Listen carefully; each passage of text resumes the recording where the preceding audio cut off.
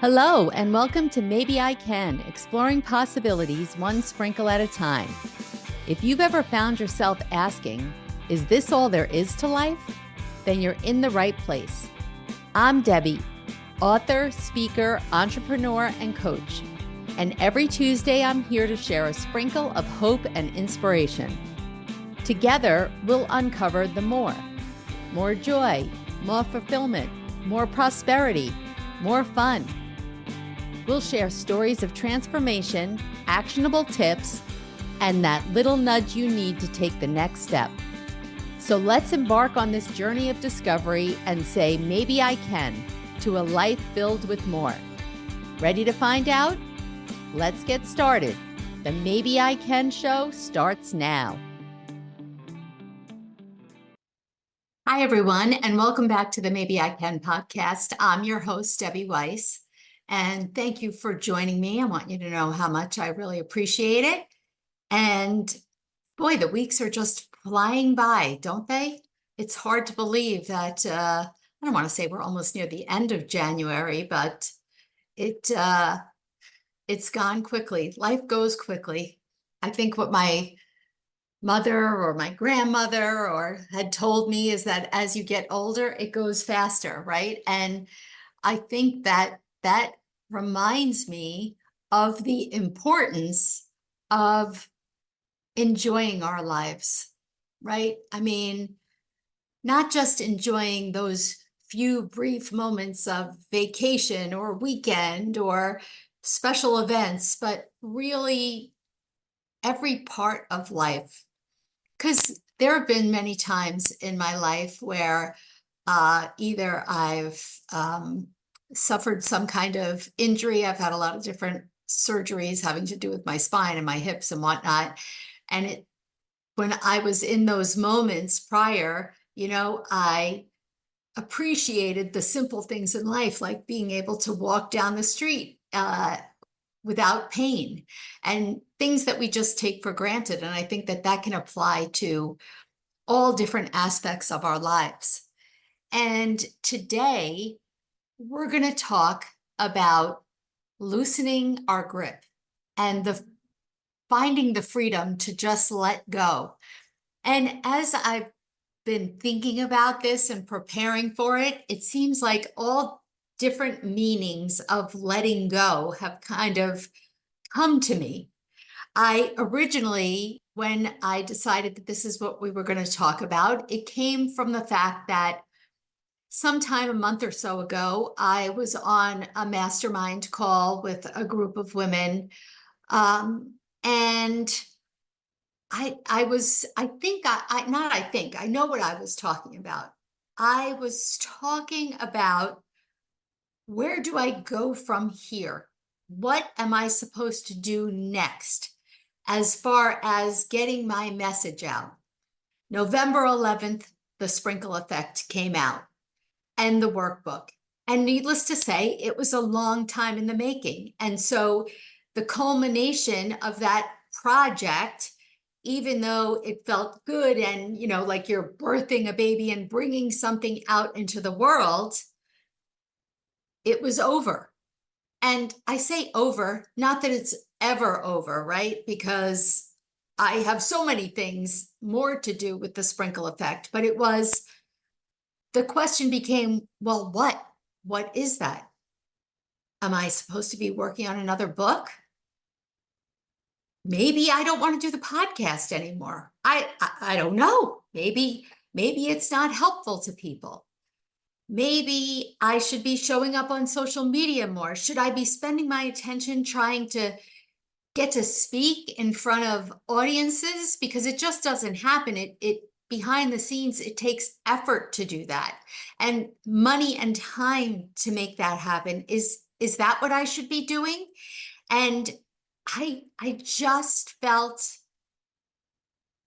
I don't know, I don't want to say trapped, just unsure, like, someone please give me the right answer. I don't know what this answer is. And obviously, I was talking with that type of intensity that I didn't even realize. I had no idea. And my friend in the group said, Debbie, you need to loosen your grip. And the minute that she said that, I got that visual of just holding on, that I was holding on, gripping so tightly, searching for control, searching for the answer. And she said that, and I actually exhaled. And I didn't realize that I wasn't exhaling. And I didn't realize that I wasn't breathing and that I was gripping so tightly. I think so often we want control. I think that's what it is. It's fear of the unknown. What if letting go, it actually brings relief and release? Is there something that right now you're holding on so tightly that it's taking your breath away? And here's the thing, you might not even be aware of it, just like me. I had no idea. I had no idea. So let me ask you, I'd like you to ask yourself some questions. Is there something that you're constantly stressed about? So stressed that maybe you're neglecting other areas of your life? I mean, like I said, I didn't even see it.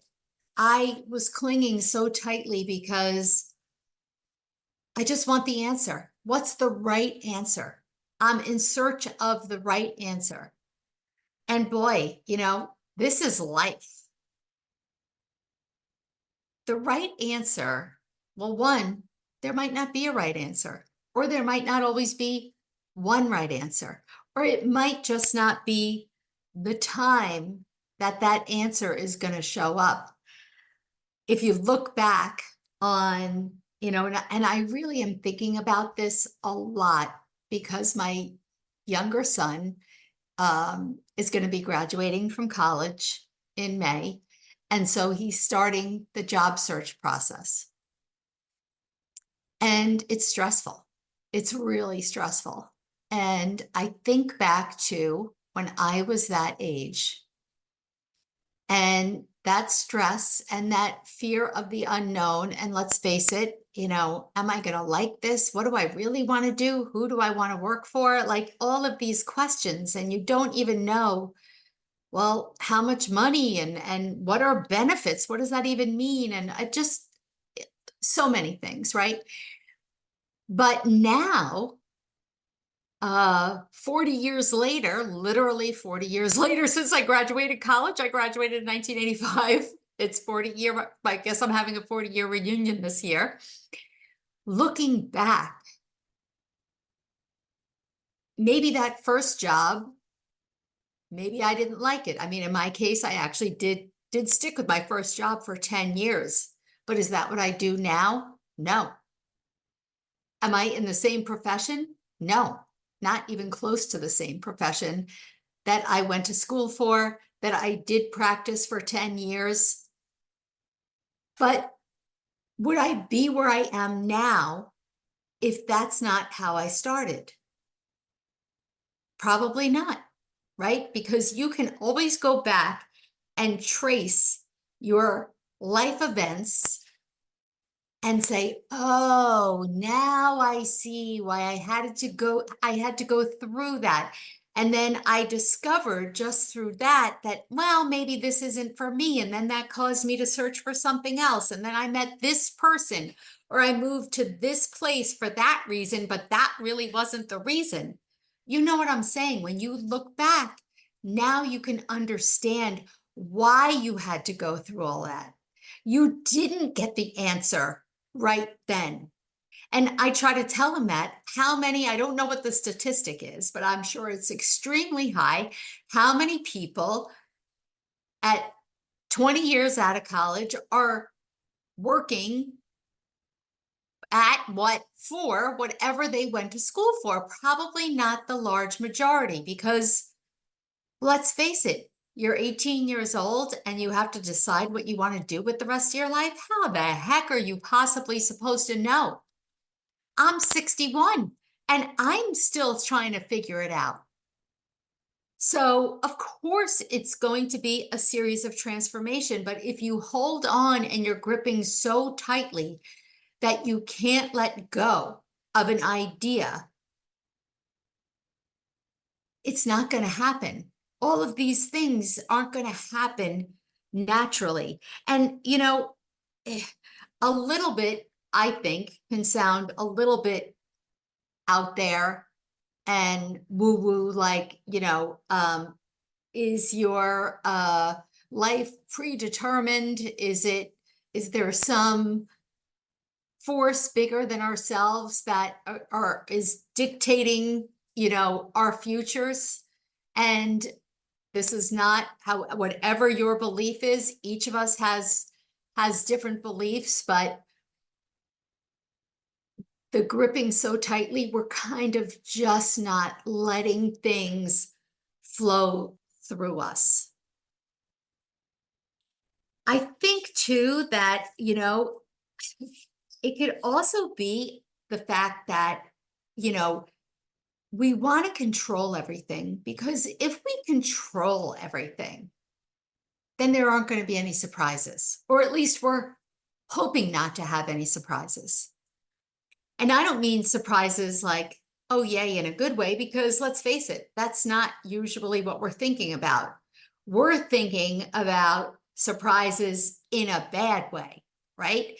If I control this, then this bad thing won't happen. Or you see something that someone's experiencing and you don't want to go through that same thing. So you hold on tightly to make sure to avoid that and try and maintain control. But what's the cost of that? Oh my gosh. Think about it. Think about the anxiety and the stress and the burnout you feel. Because let me tell you, it's exhausting. I've spent a good part of my life trying to control, and boy, this doesn't sound good when I say it like this, but control the people around me, right? I mean, I think so. I don't mean control like their every move and their every decision. I don't really mean like that. I think more try to help them, or at least that's what I'm telling myself. I'm trying to help them and I'm trying to manage the situation. I can think of so many times where, my husband would get, I mean, come on. And you know what I'm talking about when you intercede. Uh-oh, my husband had said something which upset one of my kids. And so, but if my kid was to say something then not so nice to my husband, then he would become inflamed and then the whole thing would just blow up. So what do? I've got to be the intermediary and try to, kind of like push everyone to their corners and talk someone's through something so that they don't say something that'll escalate the situation. It's stressful. It's stressful because you feel like you're always looking around at who, what circumstance can you try and put out the fire? My gosh, I mean, I did this so much in my life with my husband because he suffered from anxiety and depression. And I tried to control his exposure to things that would stress him out. But you know what? That was impossible. I didn't know every single thing that was going to happen that was going to stress him out. And after 30 years of trying to do that, I was stressed out. I was burnt out. So I was trying to make sure he didn't get anxious. And I was trying to make sure both of my boys, everything was cool in their individual camps. And then I was worried about, controlling what was going on at my office and with my insurance agency. And then, whoever else, my father, my mother, my brother, like whoever else, I just was always trying to I don't know, not have anything blow up in my face. And you know what? It didn't work. Things blew up because none of us has control over people, situations, circumstances, unforeseen things. None of us has control over any of that. And even though we try, and I'm telling you, I have really spent my life trying so hard to control everything. And I don't really know where that comes from other than a place of fear, other than a place of, having little t traumas, having my father had an affair, my parents were separated, and then they got back together, and then my father had a massive stroke when I was 17 and blew my whole world upside down, and on and on. And you've got your own stuff. We each do, right? We each have those life experiences. And when those things happen and you tap into that horrible feeling that you felt when it was something bad, and it either made you it made you feel out of control, and it's uncomfortable, and it made you uncomfortable, and it made you you lose your sense of security, and you just want to keep that sense of security. It doesn't feel good when literally the rug is pulled out from under you. What? It doesn't work. It doesn't work. Have you had no sudden, I don't, surprise in your life? If the answer is no, then I hate to tell you, but chances are it's going to happen in the future, because it's just the definition of what our lives are. And in exchange, we are not enjoying our lives. We're becoming stressed out. How burnout, was that even a term like 20 years ago? I don't know. Maybe I just wasn't exposed to it. So many of us are burnt out because trying to constantly control everything, it is darn exhausting, right? How many times have I just cried in exhaustion, or I became physically ill, right? That's when you catch a cold or a virus or the flu, because you are run down, burnt out, and you are a stress monster, and you're worried and concerned and stressed about everything and everyone. And in the end, it doesn't help. We fool ourselves thinking that it's helping, but it's not.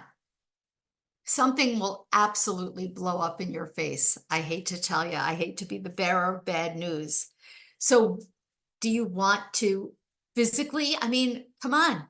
Have you ever had a tension headache or that sense of fatigue? Like, I just have to go to bed. I just can't even think anymore.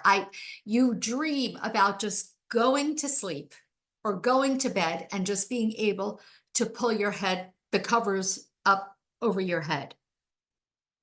Why do we live like this? And what's funny is that I know all this, I've lived all this, and yet I still did it. And coincidentally, in a kind of different way, this morning, I found out that I was doing it again, and I didn't even realize. And so here's a different spin on it. I got an email this morning that angered me. And the person did not give me the response that I felt she should have given me. And I called a friend and I said, "Can you believe this?" And I read her the email, and like the friend is almost trying to jump in and say something, but I didn't let her. I just kept going. And she did this, and I can't believe this, and who does she think she is? And blah, blah, blah, blah, blah. I'm going on and on, right?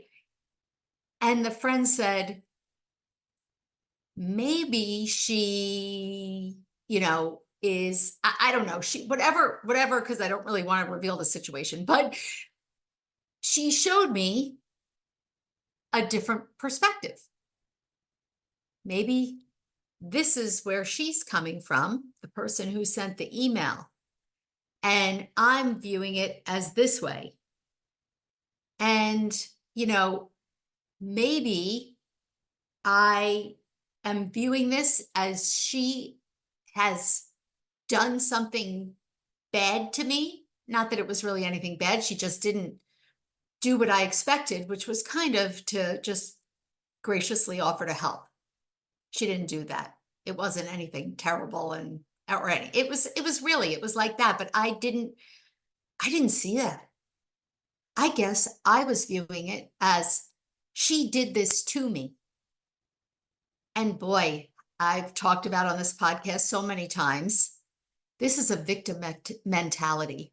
Unfortunately, it's one that I've carried most of my life until about a decade ago. But yet, here I am today, a decade later, and am I quote unquote cured? Nope. I'm still obviously running the same patterns. And in this case, I didn't see it and I needed someone else to point it out to me. And I'm not letting go of that victim mentality. And another friend said to me, you are thinking this is happening to me. But we have to shift our focus. And it's so hard. It's so hard to say, this is happening for me. This woman is sending me this message.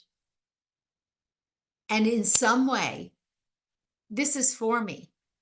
This is going to help me in some way. It's some lesson that I need to learn, even though, you might not want to. You might say, okay, that could have been your case, Deb, but, and this is my case and it's not the same.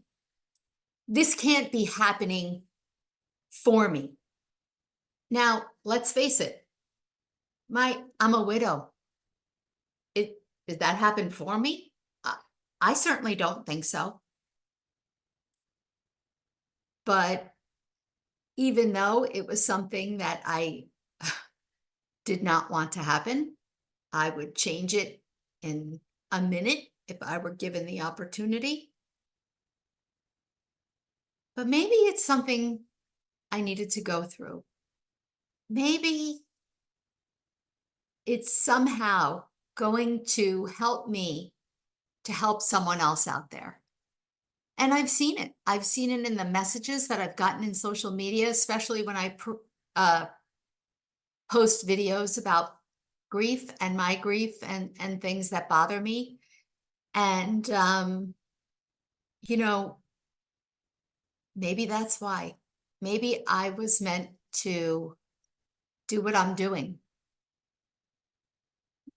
I don't know. I don't know who's listening, right? This is very different than standing in front of a room of people.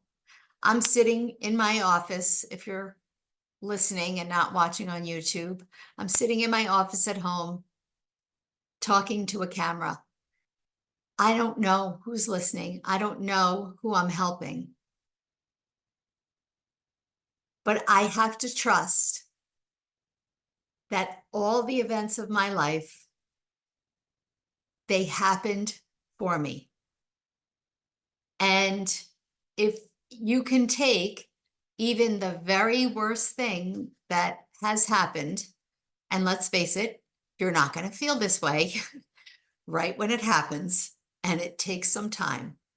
But if you look back on those events in your life, usually you can tell how you've grown from them, how maybe you've been able to share what you've learned through those experiences and help other people. And so I think we need to reframe some of those things and ideas that we've been holding on to. And that's what my friend helped me do today in this situation. She said, well, what if she responded because X, Y, and Z? And it was like, well, at first I said, oh, no, that's not the reason. But how do I know that's not the reason? It certainly is possible. I was just being argumentative. So What are you controlling? Think about it. Come on, and be honest with yourself. You might not even realize. Close your eyes if you're not driving and just visualize yourself gripping. What are you gripping so tightly? What is it? And if I loosen that grip, what's the worst possible thing that could happen? What could I let go of right now? If it seems too much, if whatever you come up with is too big, too scary, then let's chunk it down. Think of something smaller. Think of something smaller that you're tightly gripping. How can you release that grip? Picture releasing that grip.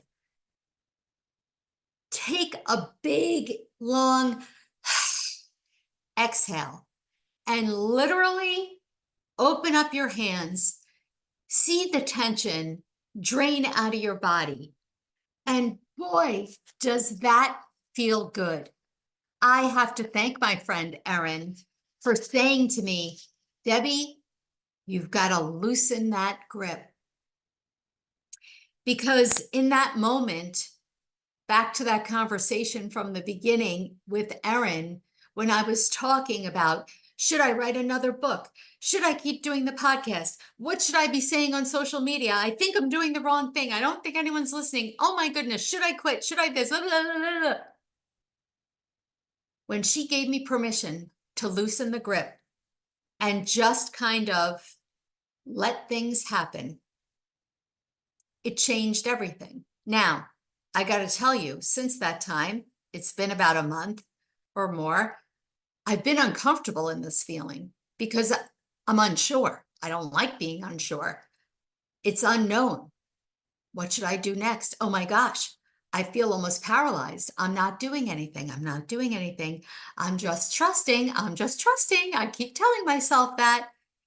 And you know what? When I was finally able to take a breath, I said, you know what?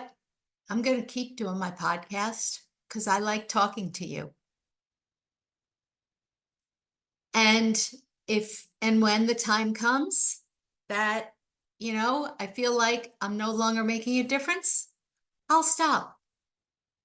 It's really no big deal. I'm making more of it than it needs to be.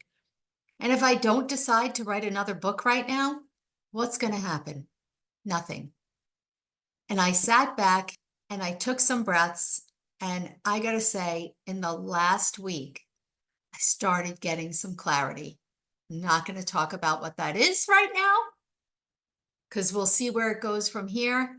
But I surrendered. I surrendered. I loosened my grip. Doesn't mean that I'm giving up at all.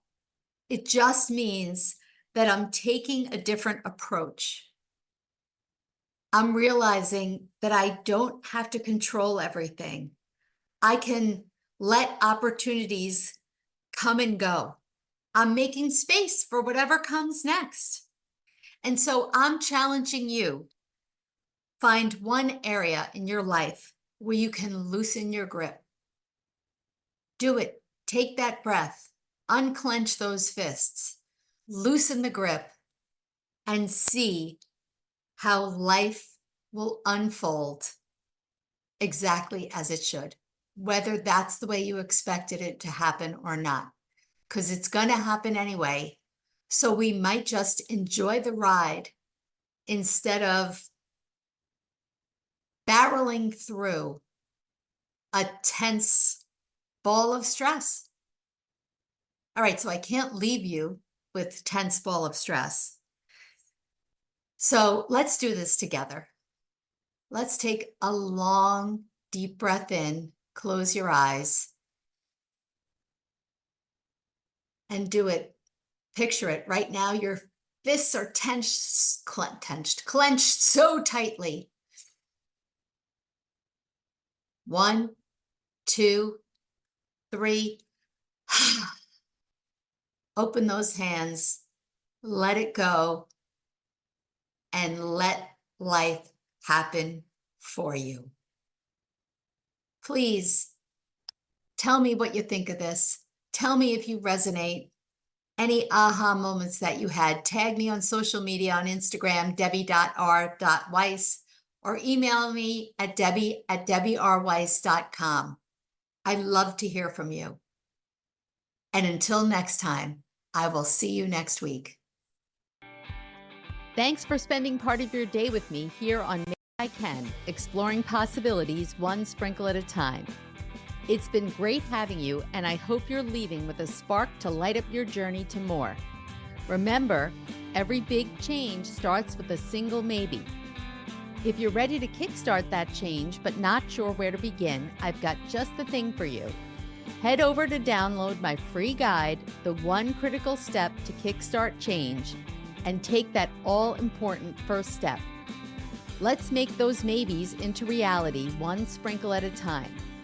Catch you next Tuesday at 4 p.m. Eastern, 1 p.m. Pacific with more stories, tips, and that extra push you might need. I'm Debbie saying goodbye for now, but always remember, maybe, just maybe, you can.